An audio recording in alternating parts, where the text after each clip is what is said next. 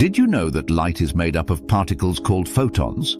Photons are elementary particles that mediate electromagnetic interactions. They have zero rest mass and travel at the speed of light in a vacuum. Photons exhibit both the wave-like and particle-like behavior of light, a concept known as wave-particle duality.